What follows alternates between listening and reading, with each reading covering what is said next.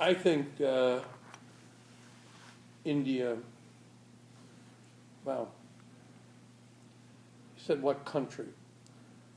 So the first one, India, was in many ways the biggest challenge, and in many ways his biggest triumph, and in many ways the biggest tragedy that could have happened was averted. So when you ask what country, I think invariably you go to India. But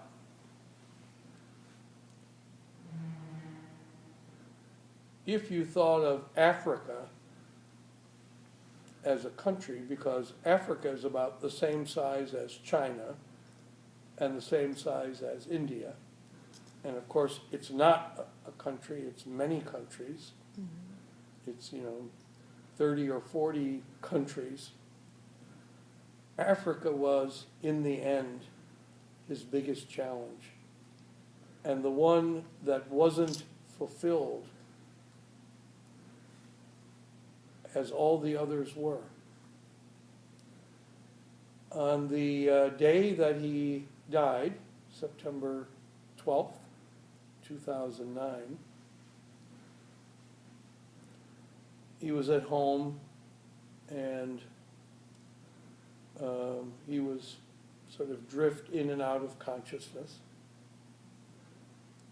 And at one point he said to his family, who were sitting there with him, "I've got a problem." They ran over to him, and they thought, oh, he's uncomfortable, maybe he needs some water, maybe he wants his pillow adjusted, maybe he's cold.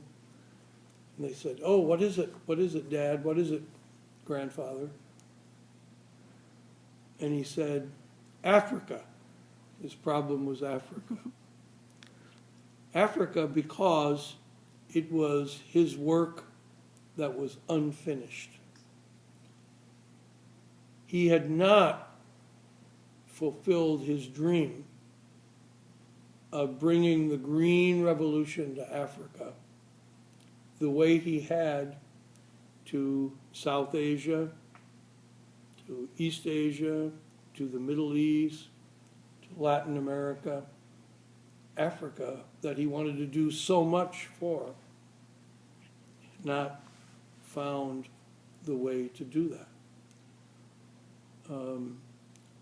He had first gone to Africa in 1986.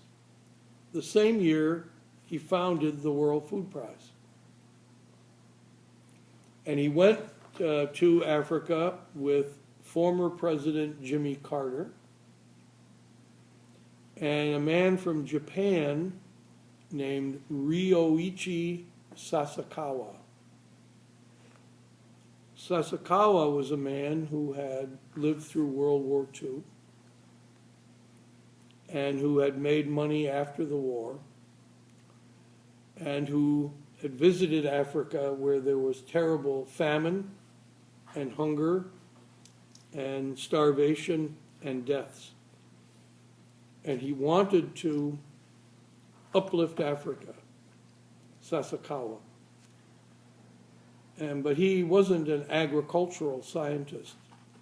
So he contacted Dr. Borlaug and said, "I want to bring the green revolution to Africa." Now, Dr. Borlaug was about 70 years old then.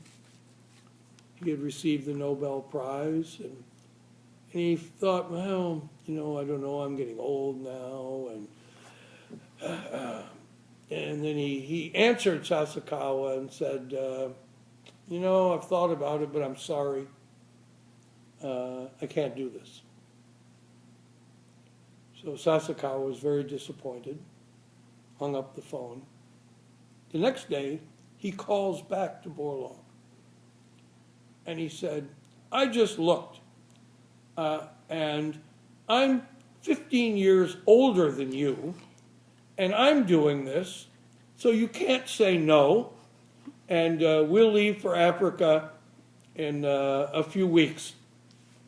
So as we were riding through Oslo, Norway, on the 100th anniversary of the Nobel Prize, when Borlaug was there and I was with him, Borlaug tells me this story, and he said, what could I do? I couldn't say no.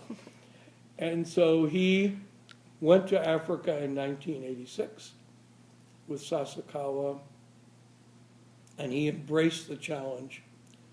And the next 20-some years of his life, up to age 95, were filled with his efforts to bring a green revolution to Africa.